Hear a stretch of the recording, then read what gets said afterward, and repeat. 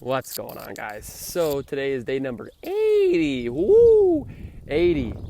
And we are going for a bike ride. We're gonna hit up 25 miles. But look at this. This is what we're riding into right now. It does not look good.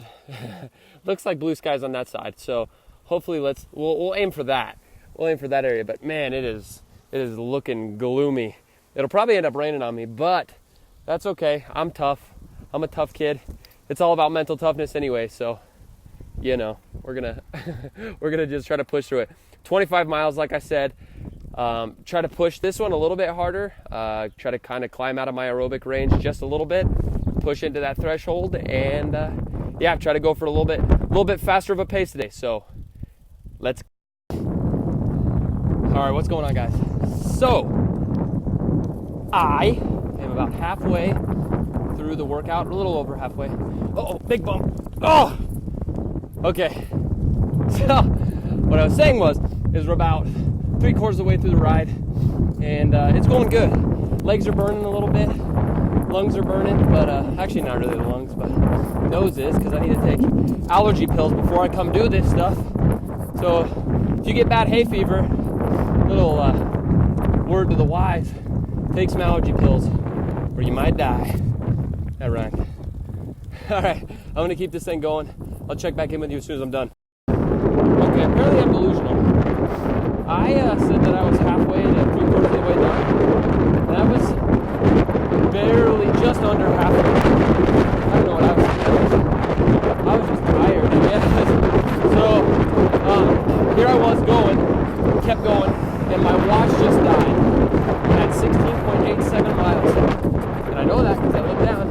It said battery critically low, so then it crapped out on me. So I'm gonna keep going. I'm gonna push down the road that I normally go down towards Sinclair for a couple miles, and then turn around and come back.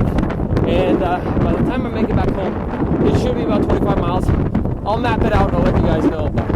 I'll check back in with you in just a minute. All right, so I gotta document me stopping real quick. I gotta fill up my water bottle with my water bottle that I've got in my bag. This is to Trenton. Trenton, no, this is not a sports bra that I'm wearing. It's a drawstring bag that I keep my 9mm in and my spare water. So, just in case there was any confusion on the last video. So I'm gonna fill up my water real quick and I'm gonna get back. Well, just finished up the ride of what I think was 25 miles. I'm not for sure, but I know that I'm starving to death, so I'm gonna chow down on some breakfast of champions.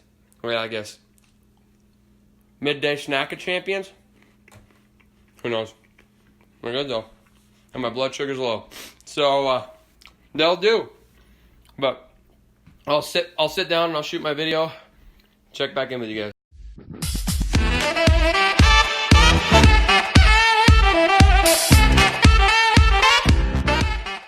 What's going on, guys? Today is day number 80. So we're cruising right along. I've got a feeling that this race day is going to come up a lot quicker than I realize, and I don't know if I'm completely ready yet. I've been training a lot, been overtraining, but I still think that there's part of me that has a little bit of a concern about race day. So yeah, I guess I'll just keep pushing, trust the process, trust the training, and we'll be there before you know it. But okay, I gotta listen to my voice memo real quick. I leave myself voice memos so that when I'm riding my bike and running, so that I can read or go back and listen to them so that I can remember what to talk about during the video. Oh, so the first one is right at the 16.87 miles when my watch died. I had a thought for a moment, and it was, I can quit right now and turn off and head back home and only ride 20 miles and tell everybody that I went 25 miles. But that's not what this is about at all. You know, I could be deceiving on video. I could deceive everyone and say that I worked out and do all this stuff and never actually work out, but that wouldn't be benefiting me or you guys in the long run. So for that reason, I had that thought in the back of my mind. I almost did it. I almost turned off and quit, but I was starving to death, so that gave me even more reason. So But I didn't. I got back on the road and I just kept cruising, and it was tough. I'm not gonna lie. I was going into the wind the entire time, and it kind of sucked. But I just persevered and went through it, and so yeah, I kind of crushed it out. So the other thing that I wanted to mention is that my legs were getting really tired. That was the first time that I've experienced that burning sensation in my legs in a while. Back when I was pushing myself really hard, I started to get it, but I haven't experienced it in a little while. So now that I'm starting to pick up the pace, enter into my lactic acid threshold range, I'm starting to build up a little bit of lactic acid in the legs. So a little bit more sore today than usual. Something else that I've also experienced is the my palms. Like, so when I'm down in my handlebars and I'm down in my grip, when I get to riding, I'll hit about 16 miles is usually when it starts happening, and my pinkies will start going numb. I'll start feeling numb in my pinkies, and then I'll have to adjust my grip, and then I'll start going numb in my middle fingers. So I think that's just from the amount of pressure that I have on those nerves in my hand, and it's making my fingers go numb. So that's one thing. Those are some nerves. And then the other nerves that I've noticed that start going numb is on the inside of my thighs. When I sit in the saddle for so long, my inner thighs start to go a little numb. So for that reason, I talked to Jaron, and he said that he invested in a pair of tri-shorts. So you can swim in them, you can bike in them, and you can run in them, and they're comfortable for all three. And they have the little butt pads. So I think I'm going to invest in a pair just so I can avoid that numb feeling. So that's the plan anyway. I gotta listen to the video or the audio again. 1 second. Oh, okay. So when I was getting hungry, the big thing is I need to figure out how to bring the goo pouches, those slimes that have energy, the energy slimes, or the jelly beans, or the Gatorade chews. I need to figure out how to pack those effectively. Also, the other thing is I've only got one water bottle holder on my bike, and I always have to carry a spare bottle of water. I need to install a new cage to carry another water bottle in. For whatever reason, it's missing one. So I've only got one right now. I need to install a second one. So that's another thing. And then the closing thing is no, Trenton Ferguson, I am not wearing a sports bra. What it is it's this blue drawstring bag that I've got, and this is all it is. It's just a little bag, and it's got mesh on this side, so it's a little breathable, and then it's solid on this side.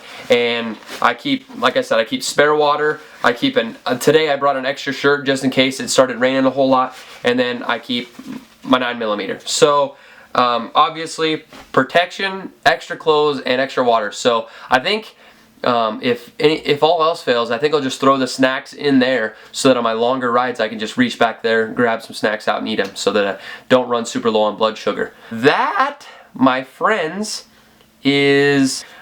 Okay, so last thing, and I don't know if I mentioned it, Mr. Tommy Foxy, he had me adjust my handlebars. I don't know if I've mentioned this before, but he had me adjust my handlebars a slight turn backwards so that I wasn't straining my shoulders on my neck as bad, and it has proved positive. That little bit of a turn has lessened the amount of neck strain and shoulder pain that I've experienced by a ton.